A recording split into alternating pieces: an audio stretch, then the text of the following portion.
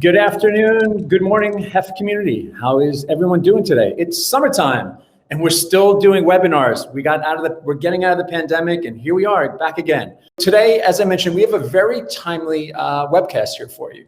The topic is linking facilities management with health and safety. And in the subtitle is going inside the WELL Health Safety Rating for higher education. So as college and universities prepare to bring students, faculty, and staff back for full-time in-person learning this fall, a question still lingers over how to do so most safely and confidently. With rising vaccination rates and falling cases are of course extremely promising, we also recognize that the pandemic is not fully behind us. With facilities leaders currently examining lessons learned from the past 16 months and making decisions for the fall regarding everything from cleaning frequency to HVAC ventilation and communication strategies, we thought it would be a great time to fire back up the webinar machine for a series of discussions on how to welcome back students, faculty, and staff with confidence. So I'm excited for the guests that we have today. We have Jessica Cooper. Jessica is the Chief Commercial Officer for the International Well Building Institute, and she's going to be joined by Peter Scialla, who is the President and COO of Delos, and also a co-founder of Jessica's organization, the International Well Building Institute. So let's welcome them to the screen. You guys are here.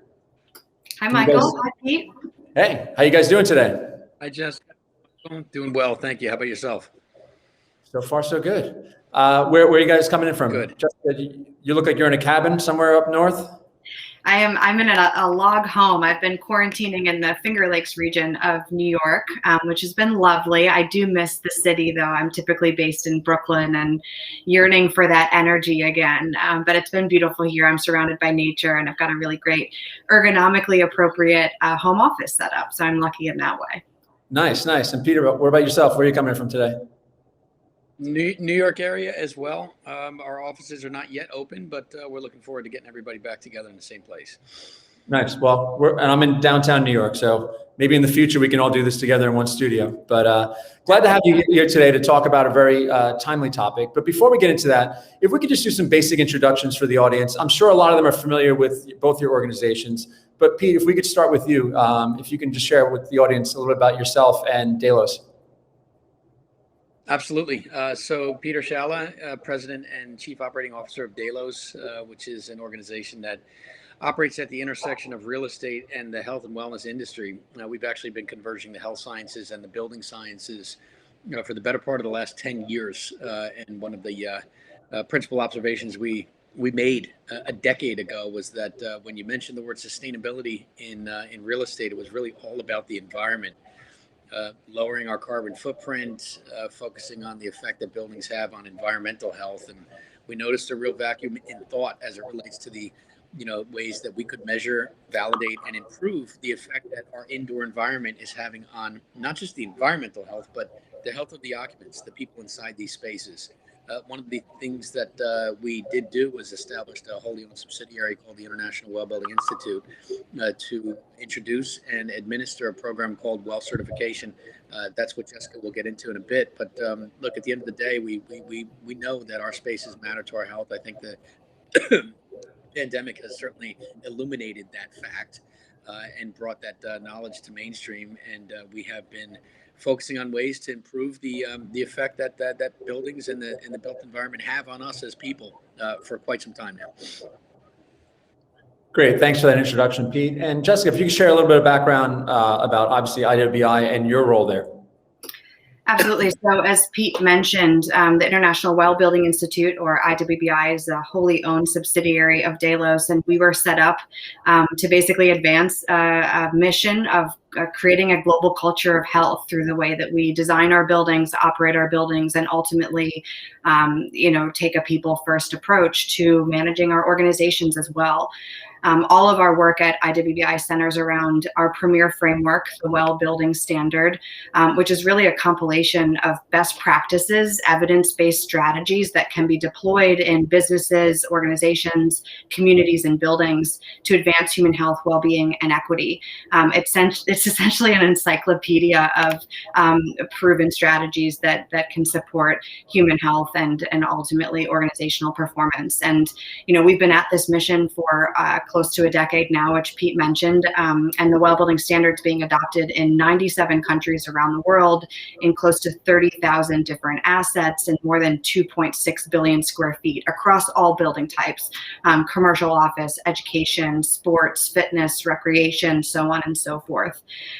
So to that end, my role as Chief Commercial Officer is engaging the market around the well building standard. So I work with clients around the globe to understand the value proposition of deploying the well building standard, as well as helping their technical implementation journey with well as well, making sure that they successfully implement the criteria and reach the milestones that they've set out to reach at the onset. Great, thanks for the explanation. So again, I'm excited to have you with us today because, as there's now a light at the end of the tunnel coming out of this pandemic. A lot of institutions come together now, realize that, they're going to go back to a little bit of the normal, but obviously the world has changed, and the healthy buildings movement is only going to accelerate from here. So, for a lot of people tuning in, institutions led on sustainability. LEED really took off on college campuses. And I think that there's a great opportunity here now for higher education to embrace, the work that you guys are doing and accelerate the healthy building movement on college campuses. So we're going to touch on a number of things that both your organizations are working on. But what I want to hit on first is, a discussion around the role of facilities management in ensuring health and safety. Pete, you and I have talked about this in some previous conversations. The facilities management role has been, elevated, and we've actually run some previous webcasts on here about how, it used to be in the past that they were always looking to get a seat at the table. Like they were at the front of the table for the past, 16 months. So, from your purview, Pete, I'd like to kind of, just kind of hear from your standpoint, talking to a lot of facilities managers and kind of their role that you see moving forward, ensuring health and safety. Thanks, Michael. Yeah, no, great observation. I think that, especially over the last 12 to 18 months, the importance of a well-run facility, it just can't be underestimated. And I think the role that facilities managers and operators play in this is vital. When we think about the effect that the indoor environment has on our human health and well-being, there are certainly some things that are architectural and engineering related, and certainly related to the design of a space. But the large majority of progress that we have seen over the last 12 months is operational.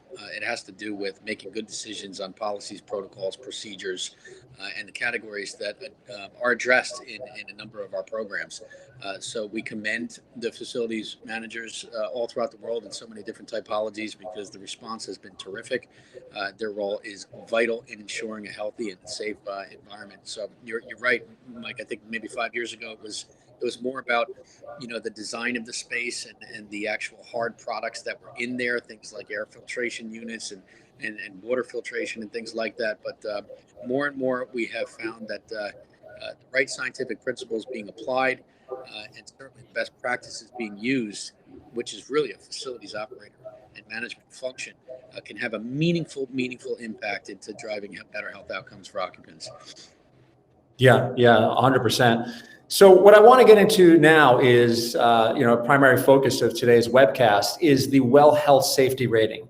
And this was born out of the pandemic. So as Jessica, you just mentioned, for the past decade, almost a decade now, IWBI was, had the well building standard, but you introduced the well health safety rating. And I'm sure a lot of you have maybe seen these on the doors going into a Chase Bank or into a Simon Property Mall or even Yankee Stadium if you're into that horrible New York sports team. But also, you may have even seen some PSAs late night. I think we have it there with some C-list celebrities that you guys have been putting out. Jessica, if you can share with the audience, what is the well health safety rating and how did it come about? Sure, and I'll just sort of piggyback off of Pete, your remarks and sort of acknowledging just how important a role facility managers have played throughout this pandemic. I think we can all recognize and admit that our facility management teams within office buildings, on campuses, in schools have really been the first line of responders who have been keeping our buildings and our campuses running smoothly, even when people were fleeing and starting to work from home. An empty building building is not a healthy building necessarily, and there's still a minimum level of operation that needs to be maintained to keep that building functioning while people are away, and certainly as people are coming back, the role that facility management teams play around cleaning and sanitization, air quality management, and so many of the other operational policies that affect the spread of infectious diseases. I mean, it's just such a critical role, and I can't say enough just how much facility management teams have been doing to support in the fight against COVID. But, ultimately recognizing how important building operations and maintenance was in this fight against COVID, we felt called really to action to figure out a way that we could deploy this larger well building standard in a way that would be very timely and relevant to organizations and schools and other institutions around the globe in responding to COVID-19.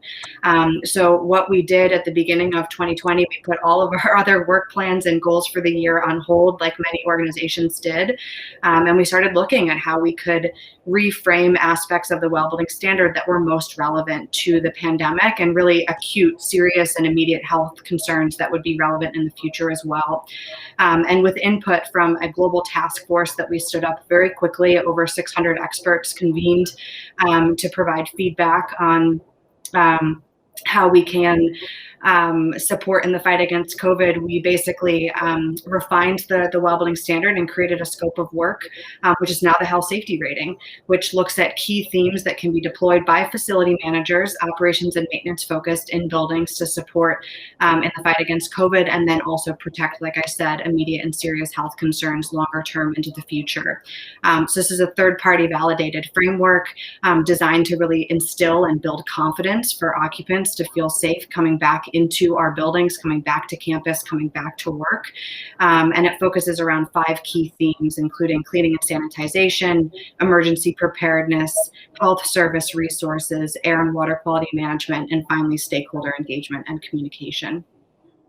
Okay. So, you said third-party verification. So again, a lot of our audience are familiar with third-party verification from pursuing LEED on a lot of their campuses, and obviously some are even doing well. But why does third-party verification matter? I guess if I can throw that to you, Pete. Yeah, look, that was one of the other things that really has been the center of focus. What we have found, unfortunately, coming out of the pandemic, there's been a lot of organizations that have been forced to make changes, and a lot of that has culminated in the claims that are being made, whether that's on a product, on an air filter, or on some of the practices that they're employing themselves. Look, it's all about consumer confidence, and I think today, in the bucket of separating fact from fiction and verifying with scientific evidence, there is no stronger statement that can be made than this is what we've done. And we've had a third-party, independent, unbiased third-party, according to a standard, measure and track these principles and these policies to ensure that they are stacked up well against science and that all categories have been covered. It's a tough market right now when you are considering people's health, well-being, and safety to just rely on claims that are being made by a landlord or a building owner or an operator. That third-party element is important. I think it's what consumers and audiences are looking for to get confidence that there has been a process behind this that is unbiased and certainly relies and rests on evidence to support claims that are being made about what's been done. No, that was very helpful. Jessica, I'm sorry. Yeah, I was just going to add on to that because I totally agree. This information overload that we've all been experiencing over the last 18 months is, research has been evolving and changing, but also as everybody has some sort of recommendation about how they can help respond to COVID-19. I think it's been very helpful for organizations to be able to turn to third-party validated and vetted sort of best practices for responding. It's already consolidated. These are the most fundamental things you can do. Beyond that, though, and sort of building the credibility and avoiding conflicts of interest, I think third-party verification we've seen over the years really help organizations get done what they've set out to do. So my background is in design, and I've spent plenty of time on construction sites and sort of working through, renovation projects, if you will, that get altered as you sort of see products come forward, look through at alternates, and potentially even make cost-cutting decisions. You sort of value engineer certain things out of the job as the progress goes on. And I think with third-party validation, it can help hold the entire team accountable to really making sure that the health and safety issues don't get compromised. I'll pick on Pete a little bit here.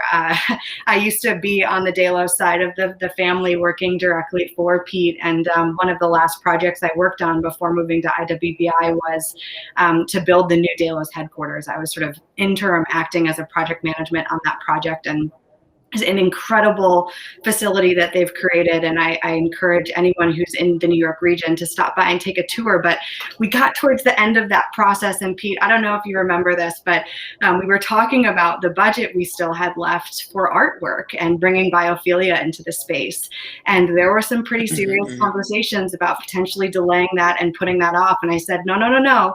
The well building standard and our goal for Well Platinum says we must have this celebration of culture and sort of the biophilia, and that enabled us to make sure that piece, which is just as critical to some as some of the other more technical elements, didn't get cut out of the project at the end. So even for the founders of this work, it's helpful to hold everybody to the same outcomes and goals at the end of the day. Nice. So, absolutely. We, as for some of our audience know, that we produce content for all building typologies. We have our K-12 facilities forum, we do healthcare, and return to work is a big challenge right now. So I know, like on K through 12, for K through 12, obviously there's still the confidence issue bringing the children back into the classroom. College kids are college kids, right? If you look back in the past year, some of them went back, the campus didn't open, they were still partying and hanging out, and college kids are going to be college kids. But for a lot on campus right now coming back is people that have been fully remote, the faculty, staff that are a little nervous and apprehensive about returning back into that. So, the confidence thing is key there. So, when you look at something like well health safety, I guess what I'm sure our audience will want to know, and again, I encourage all the questions to come through, but as with anything, it's always cost. How much is it going to cost me to pursue this, and how much work, right? Everyone's overworked right now. So can maybe Pete, if you can give a little background, for a college campus right now that wanted to look at this, especially for the return to work, to demonstrate, a lot of the great work they've already done, to showcase that. What's the cost like, and how much work is entailed? Yeah, sure. No, excellent questions, and I'm sure that's on everybody's mind as there's so many things to do at this point, and people are overwhelmed with the workload. Look, at the end of the day, you're right, Michael. When you think about college campuses and the opportunity for colleges and universities to get rewarded and commended for the work that they've done as their documents and policies are reviewed, it's as much about, if not more, about the staff as it is the children or the students.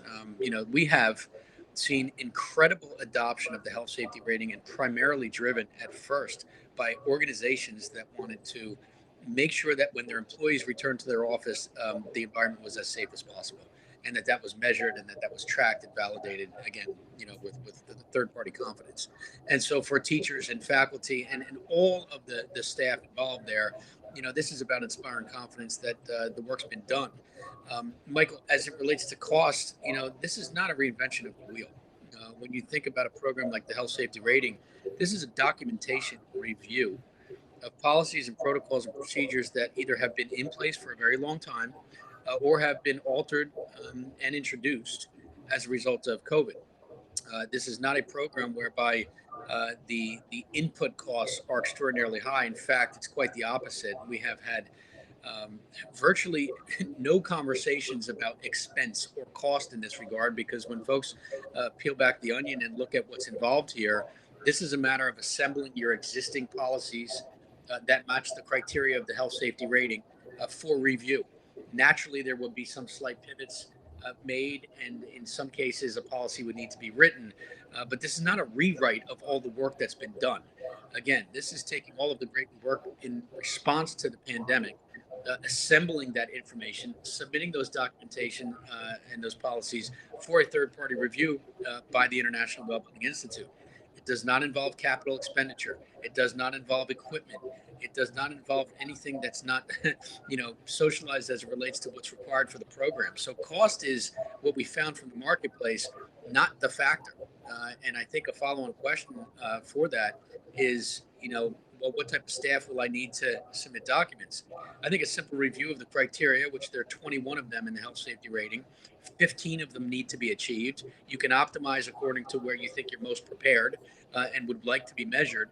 And it's a matter of getting a team to assemble those documents and submit those documents. This is not a heavy expense, and it's certainly not, a reinvention of the wheel or an increased workload. I think the majority of the work's been done. Sure. In most cases, we find that most organizations have their act together and their docs in shape.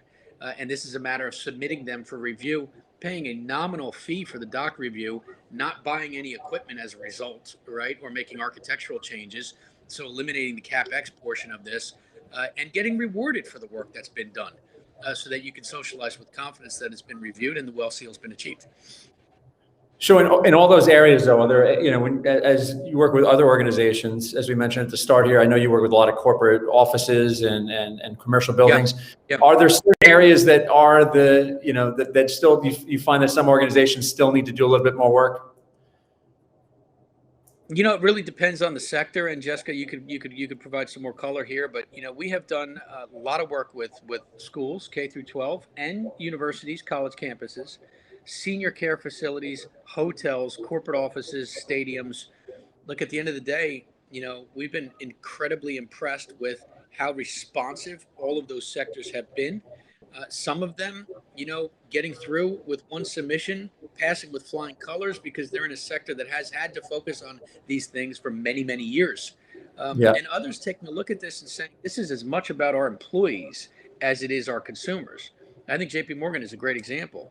JP Morgan decided to put all of their bank branches through the program, right? That's obviously inspiring consumer confidence as people visit those banks. But equally, they put every single office through the program as well, because they wanted to make sure that this was as much for their employees and their stakeholders as it was their consumers. So we're seeing adoption in so many sectors right now, and I think that the university and campus is a ripe opportunity, especially as we get into September, to really instill that confidence in, for the most part, the staff and the faculty and the people that really are concerned about coming back. Yeah, and I can add in as well. I mean, I think as Pete said, there's a number of different ways that you can achieve the health safety rating across a campus or within a building, which really means that each individual entity or each individual institution can really customize a scorecard, if you will, sort of select the 15 criteria that you as an institution want to pursue to earn this particular rating. And there are 21 criteria already published. There's the ability to pursue certain innovations. So what we've done is sort of put forward all of the best strategies, and then we're giving our clients the flexibility to choose the ones that work best for them. And it really does vary based on your location, your building age, your space type and use, the size, as to what might guide your decisions around which strategies to pursue. I will say, Michael, if you want to talk through certain challenges, I can say that, given our experience to date in the school sector and primarily in K through 12, we're seeing that some of the air and water quality management strategies can be a little bit more expensive to implement. One of the suggestions is to do a comprehensive air quality sort of assessment, mechanical system assessment, which can be costly if you've got, a vast campus and lots of different systems of different sizes, but that's okay. It's not something you need to tackle right now. There are other criteria to pursue. Similarly, I think for higher ed institutions where there may be various colleges within the university, all with different administrative strategies, and then you've also got different types of staff who receive different benefits. I think navigating through the health service resources would be a little bit more complex, just sort of understanding, do all of the policies for every faculty and staff on the university campus align? But, those are all good things to evaluate and be aware of, to benchmark, and then, figure out how to tackle and improve if now's the time to do that. Sure. And thanks. So, and just so the audience understands, this is something that you would have to recertify every year. Is that, or is it how often? There is an annual renewal. Yeah. Oh, go ahead, Pete. Yeah, no, look, we wanted to make sure that the health safety rating was addressing health safety as a category, not just COVID. There have been a lot of programs, I think, introduced, in response to COVID, but this one certainly is broad enough. And we understand that health safety is not just about pandemic or viral transmission or concerns like that. And as the standard continues to evolve and improve, and as organizations continue to evolve and improve, there would be a submission in ensuing years to make sure that this is continuous and this is not just a one and done. When it comes to people's health and protecting that, this is certainly not something that we looked at and said, okay, well, as long as you were good at one point in time, then you're good 10 years later. And so we encourage the ongoing evaluation of an organization and facilities. And I think the public wants that. Yeah. Well, you just got a seal on your face there, Pete. So the audience got to see the seal. So, and I'm encouraging questions, and we want this to be interactive for the audience. So when we on the cost thing, we have Keith Jundanian. Hopefully I didn't butcher your last name there, Keith. But Keith's saying, not quote unquote nominal fee does not answer the question of what does it cost. So we wanted to go back to the cost. It always comes back to the cost. Good. That's great. No, excellent. Look, at the end of the day, especially as we look at campuses, right, that have a number of different buildings, we have structured the program to be accessible and scale with the number of facilities because, you're still talking about a documentation submission. And if the same set of policies govern a group of buildings, then there's no reason for us to duplicate that work, or certainly not pass through charges for buildings if they're part of the same ecosystem. And therefore, the pricing starts with one facility, and that has different ranges as it relates to typology and sector. But for 10, 20, 30, 40, 50 buildings at a time, and most campuses, as we look at it, you're talking about clusters of buildings, can get as low as $400 per location, right, with one document submission. If you're talking about one facility with a bunch of different aspects to it, a Yankee Stadium or Dallas, Texas Stadium, then granted the cost would be higher because you're talking about one location and a bunch of assets within that location. Typically, we're talking about for the education space, one building is about $2,800. But as you get to multiple buildings, that cost scales down because you're not talking about $2,800 over and over and over again. When you have a submission of dormitories and cafeteria and gymnasium and athletic facility and, of course, education classrooms, and you start getting to 10, 12, 14, 20 buildings, now you're really building that cost down to less than $500 per facility. Yeah, and I'll add in on that. And if anybody's inclined to visit the website and check out the specific pricing, I did want to mention that the education sector qualifies for a 35% discount on all pricing, which is an added incentive to make it more affordable for universities to pursue the rating and K through 12 facilities. The renewal fees as well are lower than the initial fees that you pay for rating on the first time around, because we're really just reviewing to make sure that the policies that were initially in place are still being maintained. Okay, great. Well, Keith, thanks you for the clarity. So this is a great point to pivot to talk about, the longevity, I guess, of well health safety. But, and Pete, you already said it, it's not called the COVID-19 health safety rating, it's the well health safety. But it's, for me, when I look at it from the outside, it's an accessible entry point to well. And kind of, for a lot of institutions, and we actually had IWBI CEO speak at HEF 2 years ago now, Rachel Hogden, just to kind of give an intro to the well building standard to higher education.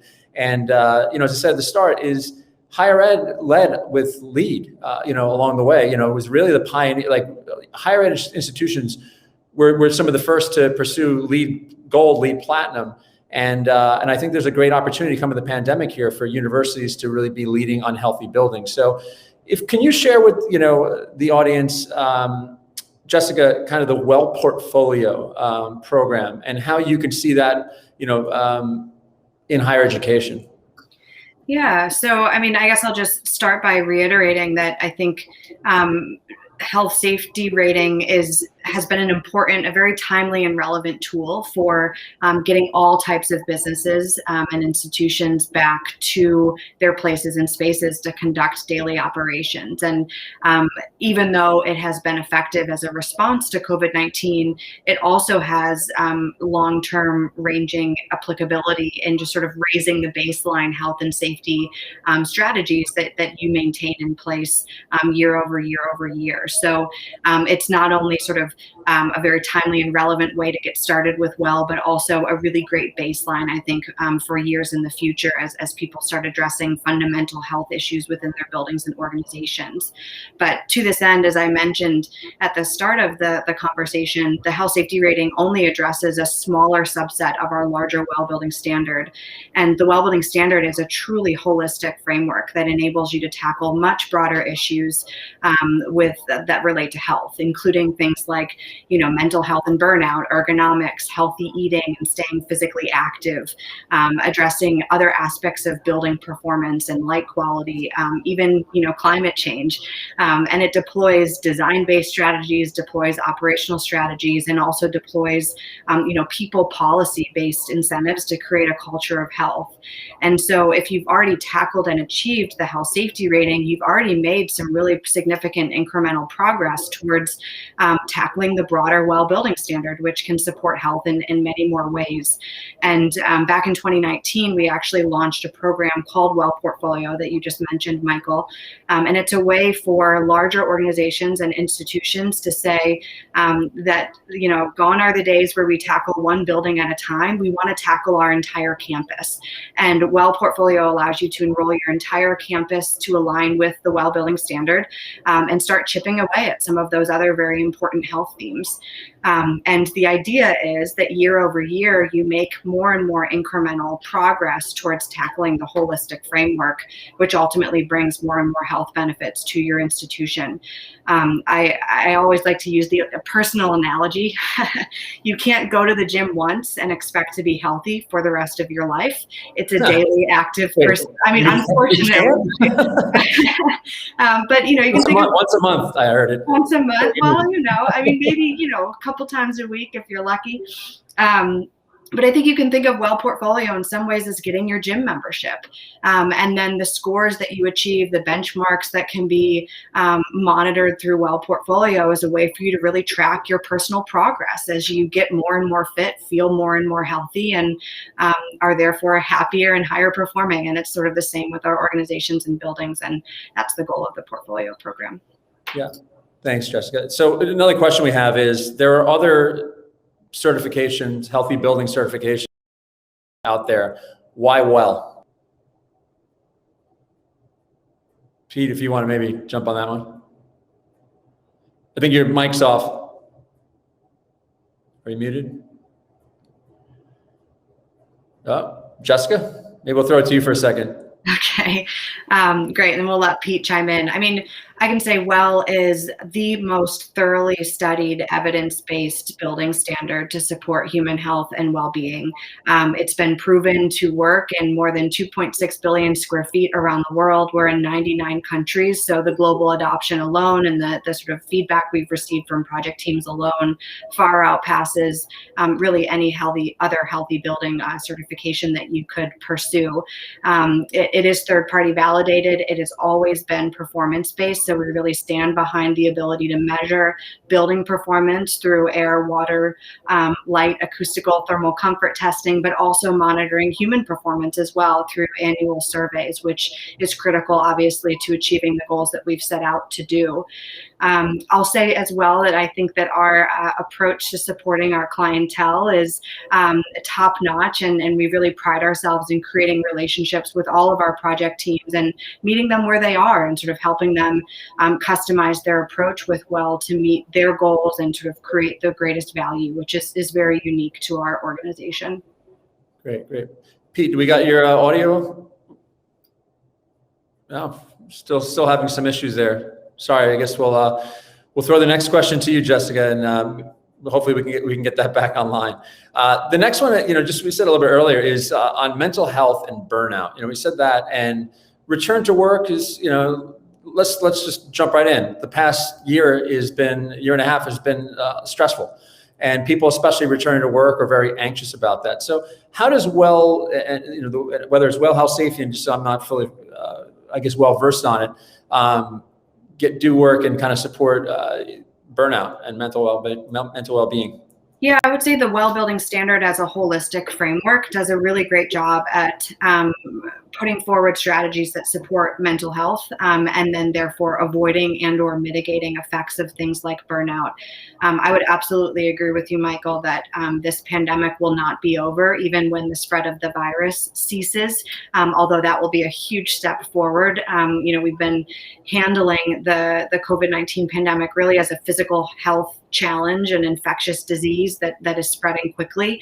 But there are all of these lingering sort of mental health challenges as well that will come as a result of all of us having dealt with some form of sort of trauma and crisis over the last 18 months. And I think that it will show up in ways that we're not even quite yet aware of, and for different types of people who've had different types of experiences. So I think for all of us, thinking about how we can support one another's mental health in the days, weeks, and years to come is going to be critical. And some of the strategies that we advocate for range from understanding everything like having a connection with nature when we're inside of our buildings.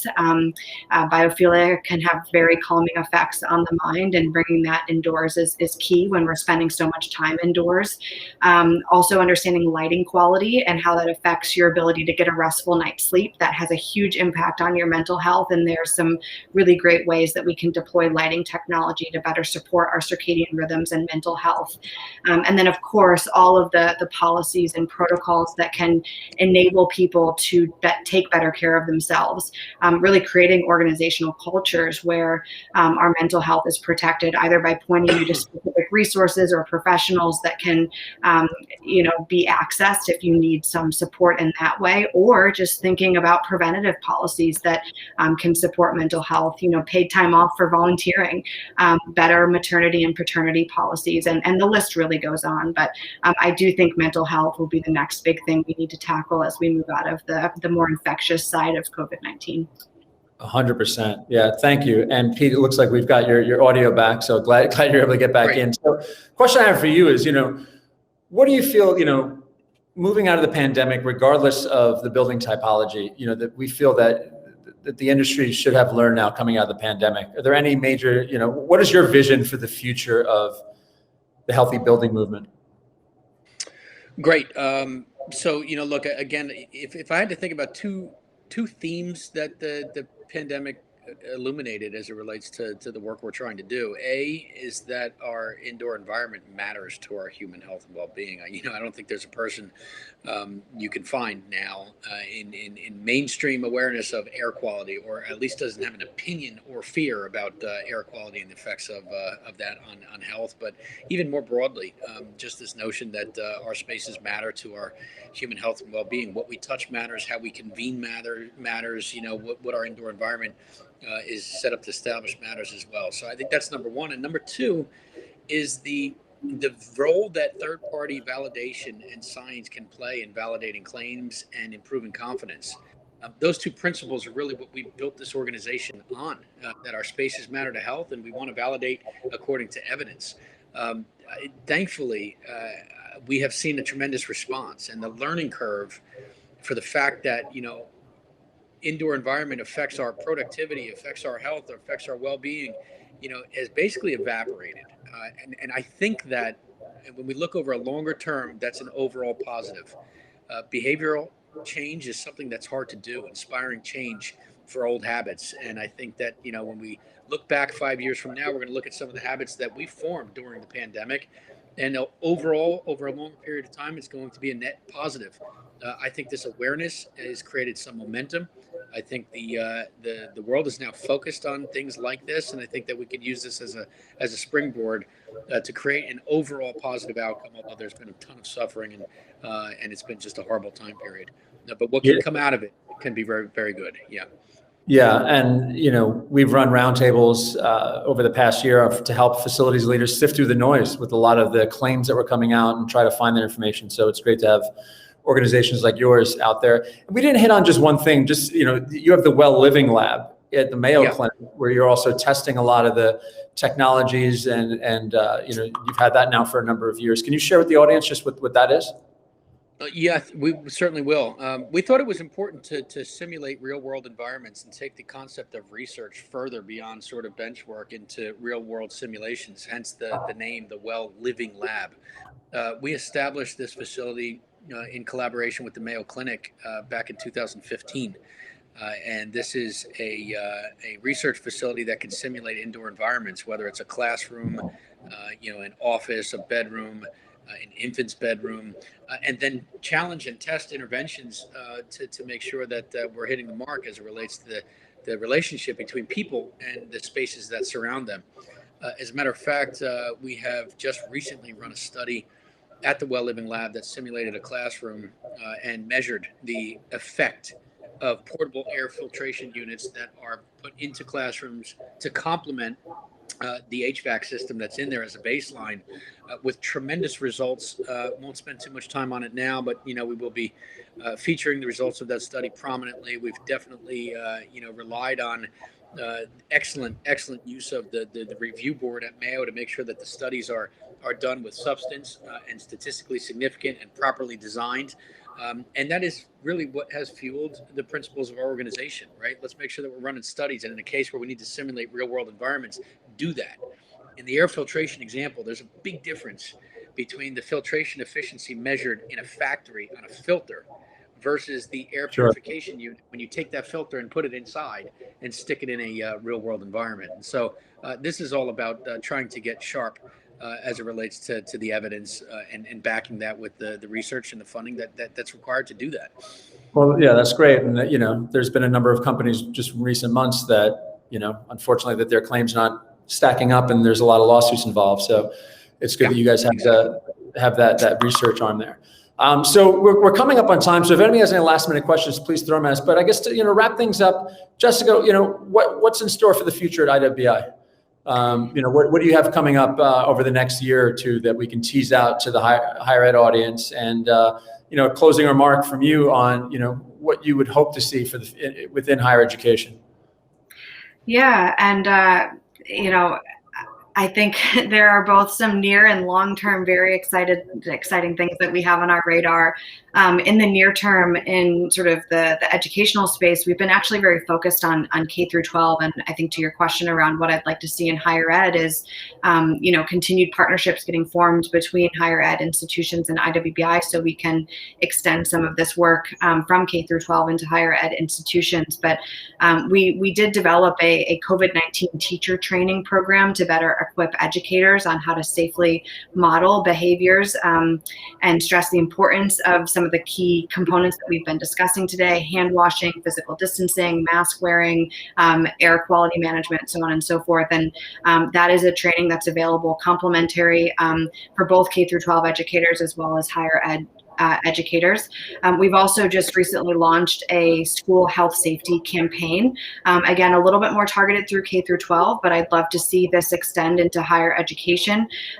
We are in collaboration with the 21st Century Schools Fund, publishing the 2021 version of the State of Our Schools report, which really speaks to the vast underinvestment in our school infrastructure year over year, and further highlights how the spending gap is not felt equitably across our country. So more to come on that. And like I said, I'd love to engage with some higher education institutions to start forming similar types of important work in that area.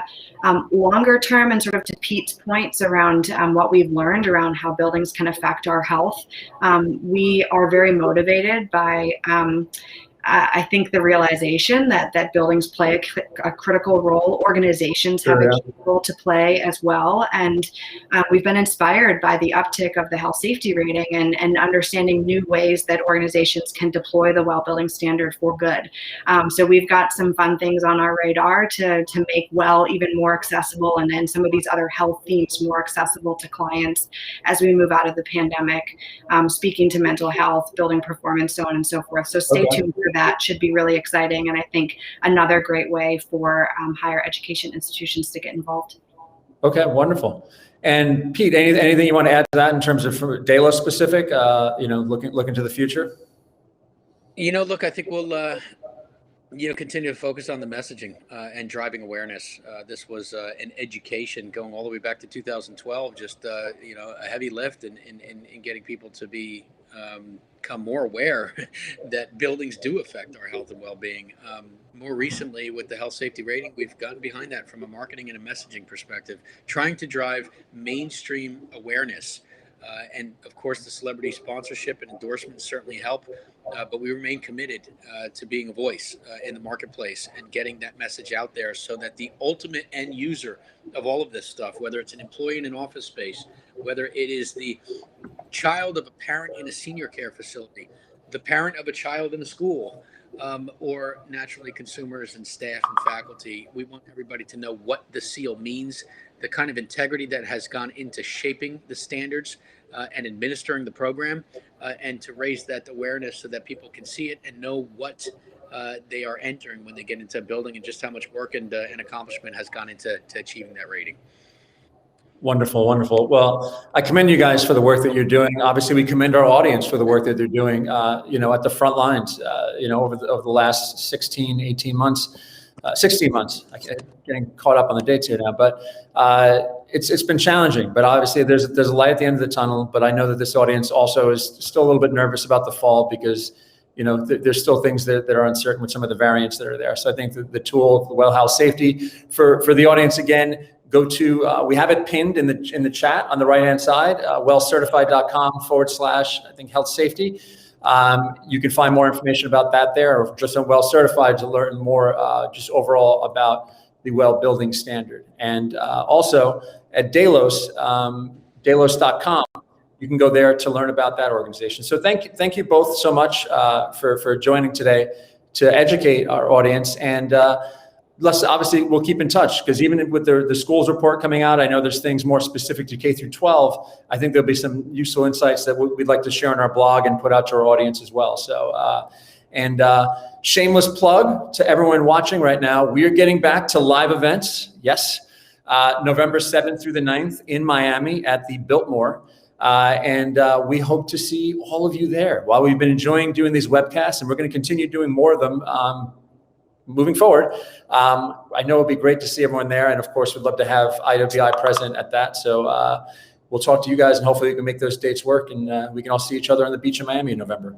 So thank you so much. And thank you to Delos for supporting HEF. Your organization has been supporting us and thank you so much for that. So everyone, I think we're out of time for today and thank you for the questions and hope to see you again soon. We have another webcast coming up in a few weeks' time. So have a great one. Thank you, Michael. Thanks for the great work you're doing. Appreciate it. Thank you.